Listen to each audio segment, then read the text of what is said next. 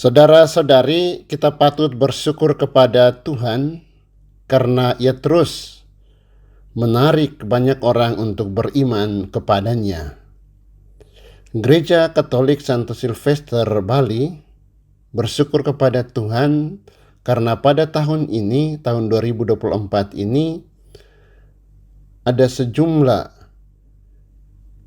23 orang dari agama lain yang dibaptis menjadi Katolik.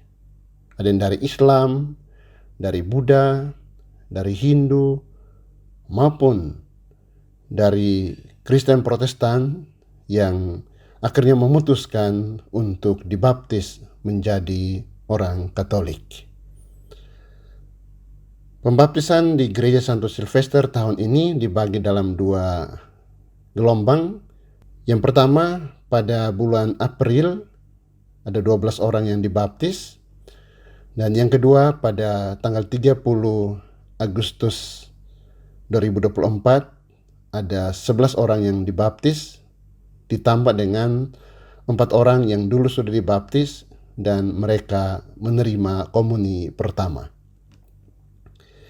Ketika setiap tahun gereja menerima anggota baru, saya teringat akan Injil Yohanes bab 6 ayat 37, di mana Yesus berkata, "Semua yang diberikan Bapa kepadaku akan datang kepadaku, dan barang siapa datang kepadaku, ia tidak akan kubuang."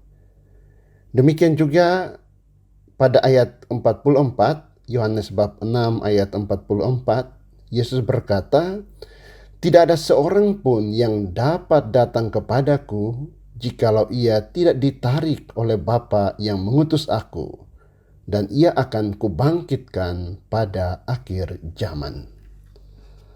Maka Gereja Katolik bersyukur bahwa setiap tahun Tuhan terus menarik banyak orang untuk beriman kepada Kristus dalam Gereja Katolik. Mereka ditarik oleh Allah sendiri untuk sampai kepada keputusan untuk beriman kepada Kristus dalam Gereja Katolik, gereja yang didirikan oleh Tuhan Yesus sendiri.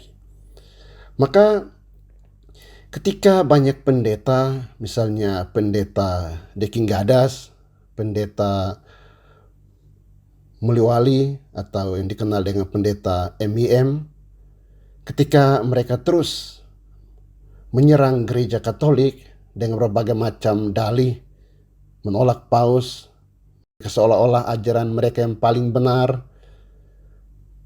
Meskipun mereka tetap menyerang gereja Katolik, tetapi gereja Katolik tetap bersyukur bahwa Tuhan tetap memanggil begitu banyak orang untuk beriman kepadanya dalam gereja Katolik, gereja yang benar yang didirikan oleh Tuhan Yesus sendiri.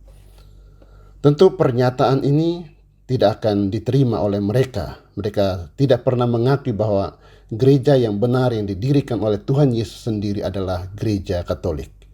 Tetapi itu urusan mereka. Kita yakin bahwa gereja Kristus didirikan di atas para rasul dan Petrus sebagai kepalanya, Petrus sebagai pimpinan di dunia ini, dan gereja Katolik terus berkembang ke seluruh dunia, dan ajaran para rasul tetap dijaga, dipelihara dengan benar dalam gereja Katolik dan Paus sebagai pimpinannya. Dan kita tahu bahwa pendeta Deking Gadas, pendeta MIM, dan juga mungkin pendeta yang lainnya menolak kepemimpinan gereja Katolik, yaitu Paus sebagai pimpinan gereja dan Paus sebagai penerus takhta apostolik, Paus sebagai penerus para rasul, Paus sebagai penerus Santo Petrus. Saudara-saudari terkasih, sanggupkah saudara menentang kejahatan dalam diri saudara sendiri dan dalam masyarakat?